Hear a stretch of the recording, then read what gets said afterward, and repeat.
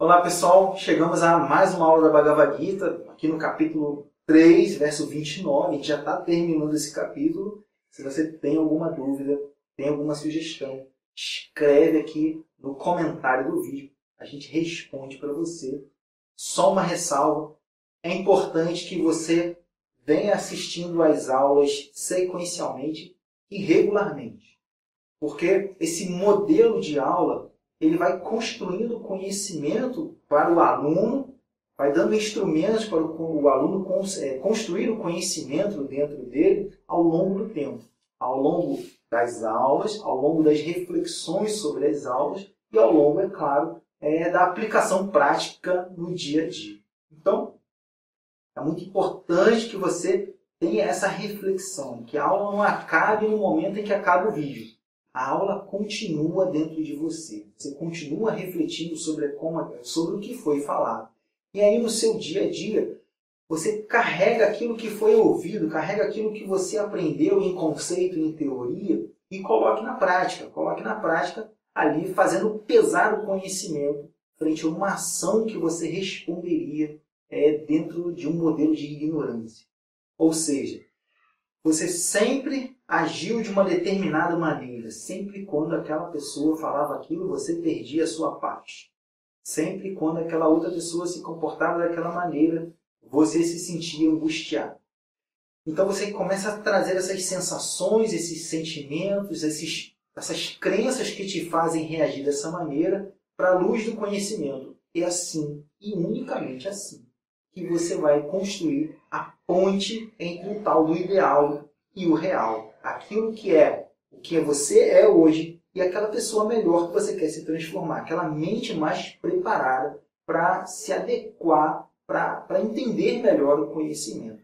Então é muito importante que você tenha a aula, assista a aula regularmente, reflita regularmente e tenha a contemplação. Contemplação é a aplicação do conhecimento. Quando você vai levar o conhecimento para o teu dia a dia. Então isso é muito importante. Tá ok? Então qualquer dúvida, se inscreva aqui no canal. A gente também tem uma página no Facebook, facebook.com/vedanta108. Curte lá, todo dia a gente coloca alguma coisa legal. Então, capítulo 3, verso 29. Prakritir guna sammudha satyante guna karmasu Tana kartsnavido mandam kartsnavina vichalayit. Então Krishna está falando aqui sobre as pessoas que têm uma identificação com os gunas, ou seja, com os estados, com as qualidades, com aquele momento em que a matéria se encontra. Aquele momento em que a matéria se encontra. Então, qual é a postura do sábio em relação ao não sábio? Como é que ele lidar com essa pessoa? Primeiro, nesse mundo aqui, existem 3 tipos de pessoas em relação ao conhecimento.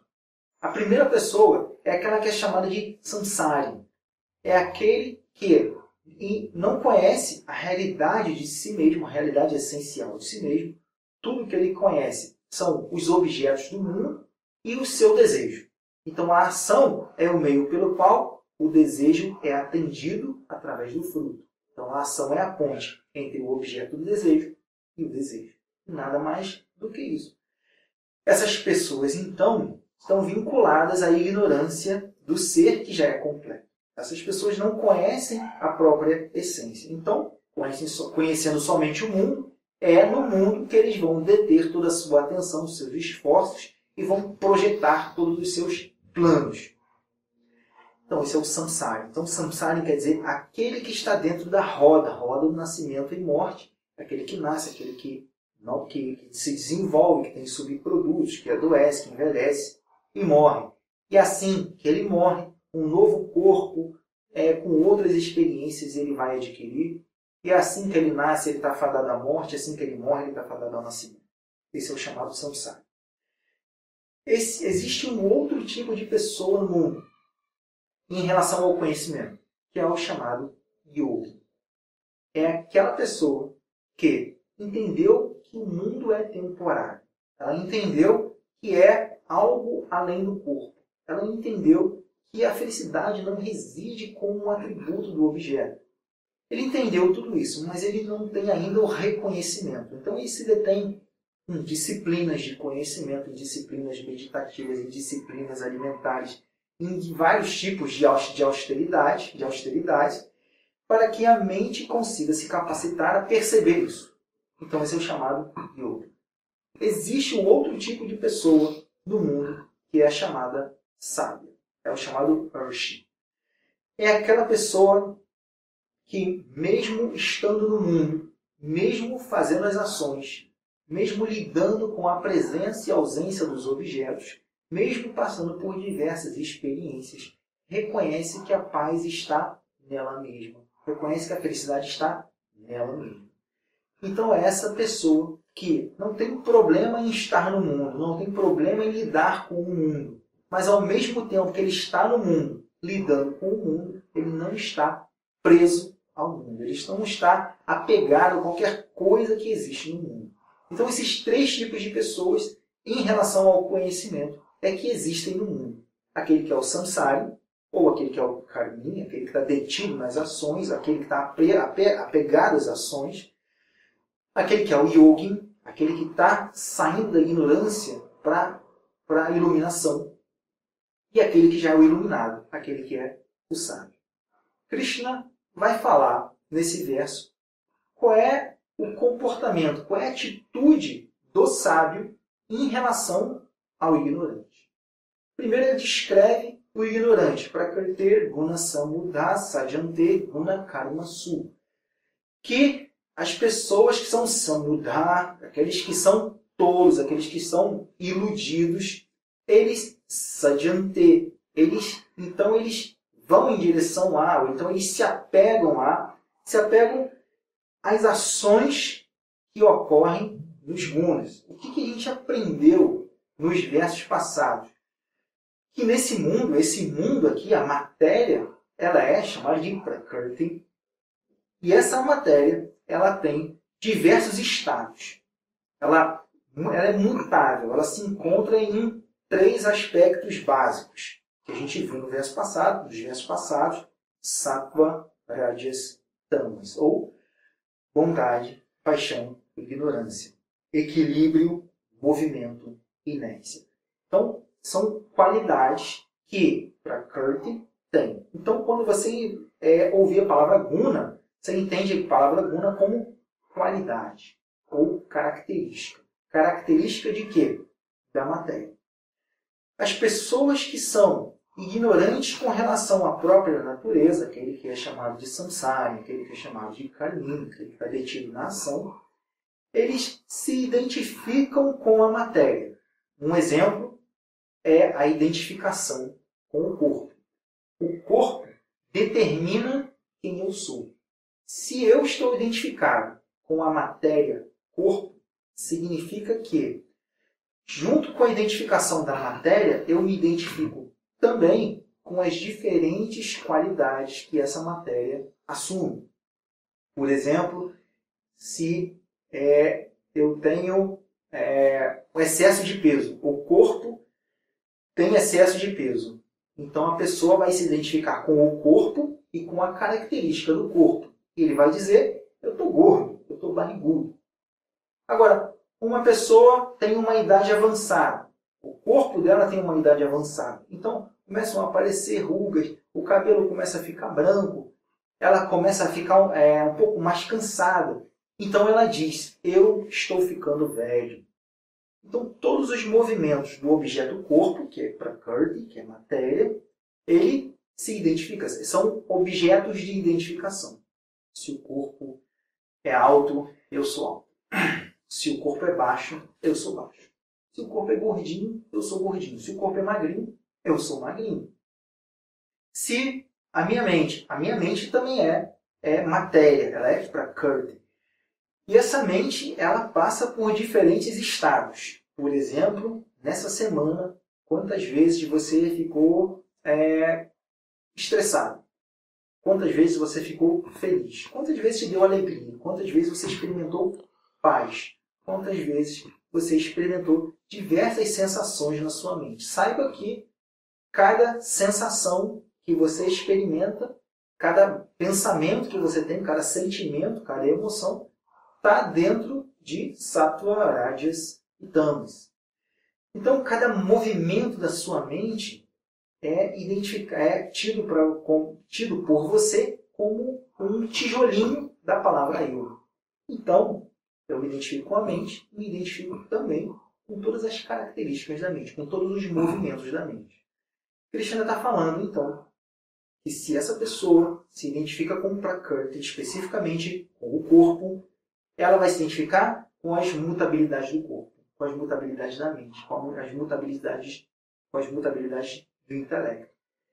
Se ela resume a sua identidade ao corpo, aquilo que é a matéria, e aos movimentos dessa matéria, o que ela vai fazer? Sendo o corpo um objeto incompleto, sendo a mente um objeto variável, dual, está sempre funcionando, está sempre produzindo desejos para aquisição de prazer, está sempre produzindo desejos para se afastar da dor. O que vai acontecer então é que se o indivíduo se identifica com o corpo, com os movimentos do corpo, se identifica com a mente, com os movimentos da mente, quer dizer que as suas ações vão ser limitadas à busca pelo fruto. Então, Prakriti Guna Samudha Sajante Guna Karma Su. É o que Krishna está falando. As pessoas que são iludidas com relação às qualidades da matéria, elas vão em direção a, elas se apegam às ações que ocorrem nos gunas. Lembrando que as ações, todo esse movimento, não é feito pelo Atman, não é feito pela consciência. A consciência é aquele dentro do corpo. É aquela presença que permite que seja feito. É pela presença da consciência no corpo que o corpo é vivo, está vivo. É pela presença do Atman no corpo que a mente pensa, que o intelecto raciocina. Então, a consciência, o Atman, ele é presença que permite que seja feito, mas ele em si nada faz. Então, não sabendo disso, essas pessoas que são ignorantes, que ignoram esse assunto do Atman, eles vão se deter nas ações. A ação é um meio para a felicidade. A ação é um meio para a paz. Então, Krishna diz, Prakriti Guna Samudha Sajante Guna Karma Su Tana Kritsnavido Mandan Kritsnavim Navichalayes. Aquela pessoa que é Kritsnavits. Essa pessoa que é Kritsnavits, que está aparecendo no verso, Kritsnavim, na verdade é Kritsnavits, quer dizer que é o conhecedor. Vits vem da raiz vid, quer dizer conhecer. Vits quer dizer conhecedor da Kritsna, conhecedor de Kritsna. Kritsna quer dizer totalidade. Esse que Krishna está referenciando aqui, através da palavra Kritsnavits, é o sábio. É aquele que conhece a totalidade. A totalidade, ele conhece a realidade como um todo. A realidade como um todo a gente pode dividir em 5. Como a gente falou lá na introdução da Bhagavad Gita. Que as 5 verdades da Bhagavad Gita. A Bhagavad Gita vai falar sobre 5 assuntos. É o assunto Atman, consciência, quem sou eu. É o assunto Ishvara, quem é o controlador de todo esse universo, qual é a causa de tudo isso, aonde que tudo isso se encerra, qual é a origem de tudo isso. É karma, a ação, ou o mecanismo de ação e reação. É kala, o tempo. E prakriti, a matéria. Então são os 5 elementos que são descritos, são ensinados pela Bhagavad Gita. O sábio conhece a totalidade, significa que ele conhece esses 5 elementos. Ele conhece esses 5 elementos, então ele sabe como se posiciona no mundo em relação à ação, em relação ao recebimento do fruto, em relação às experiências dentro da dualidade, em relação ao nascimento, em relação à morte, em relação aos relacionamentos. O sábio sabe se posicionar de uma tal maneira onde o seu corpo é a expressão máxima do conhecimento. As suas ações são a expressão máxima do conhecimento. Ele tem a paz dentro dele. Ele sabe que nada no mundo vai completar aquilo que já é completo. Então, qual é a relação do sábio, Kurtznavitz, aquele que conhece a totalidade, com relação àquele que é o tolo. Krishna aqui está falando a Kurtznavitz, e também chamando de Manda. Mandan. Mandan é o acusativo plural. Então ele está falando, aquele que é sábio, aquele que conhece a totalidade, ele não deve agitar, ele não deve causar confusão, ele não deve agitar essas pessoas que são quem? A Kurtznavitz, aqueles que não conhecem a totalidade. Que pessoas são essas? São aqueles que são mandam, são os tolos. Por que são tolos? Porque eles acham que o corpo, a palavra eu, se encerra no corpo, se encerra na mente, se encerra no intelecto. Então, em função disso, eles buscam todos os objetos do mundo que estão dentro do ciclo do samsara. Por que o sábio não deve agitar essas pessoas? Porque muitas dessas pessoas não estão preparadas para ouvir o conhecimento. Isso é uma realidade. Não é que o sábio vá negar o conhecimento. Existem diversas formas de você praticar a violência.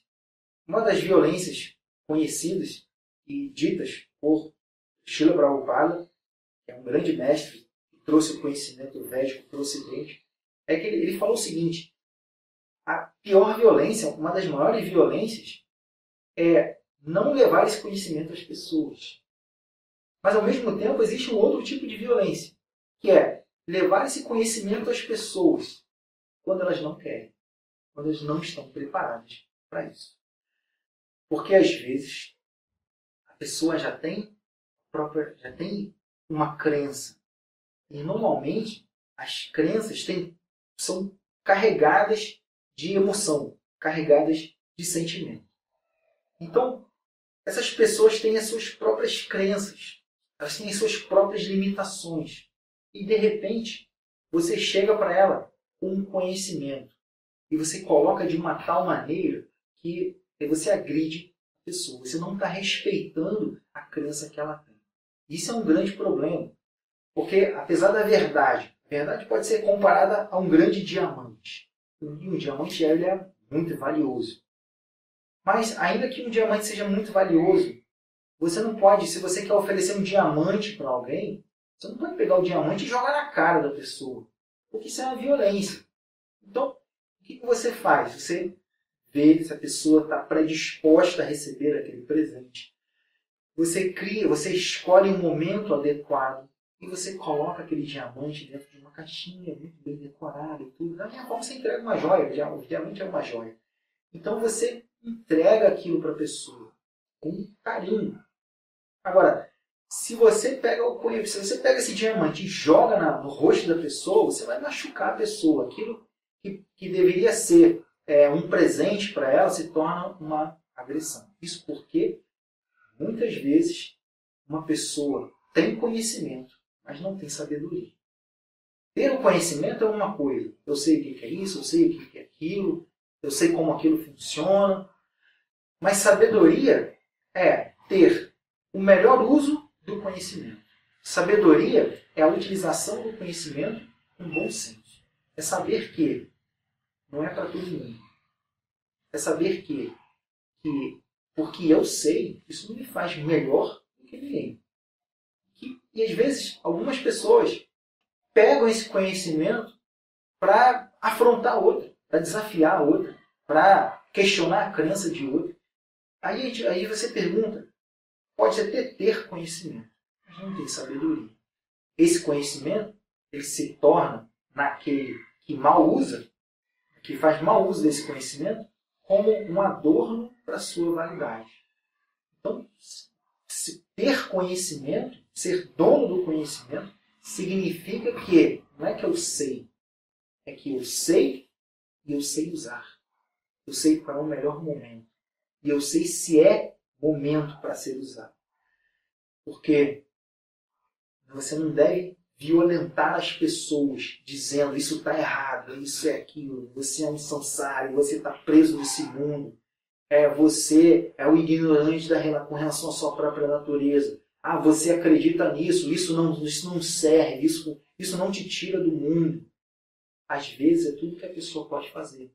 Às vezes é tudo o que a pessoa sabe fazer. Quem é você para chegar lá e afrontar a pessoa? E se você tira isso dela, fica um vácuo. E ela vai fazer o quê? Você, ao invés de você levar um conhecimento que é libertador, que é revelador, que te dá esperança, você acaba tirando tudo que a pessoa tem. E isso acontece pelo ego distorcido, que está ali se sentindo bem em mostrar que sabe, e não se sentindo bem em fazer a pessoa entender. Então, por isso que Krishna diz que o sábio ele não deve agitar a mente da pessoa que é tola, da pessoa que não conhece a totalidade. E, de repente é só aquilo que ela sabe fazer, de repente é só aquilo que ela conhece, de repente ela tem uma crença muito forte, muito arraigada, carregada de emoções, de sentimentos, e que você está mexendo nisso, isso é muito desconfortável para a pessoa. Então entenda uma coisa, não é falando mais alto que você faz um surdo ouvir, não é aproximando uma coisa dos olhos de um cego que você vai fazer ele ver. Porque o problema está na pessoa que não consegue acessar o conhecimento. E saber que isso é um período da pessoa.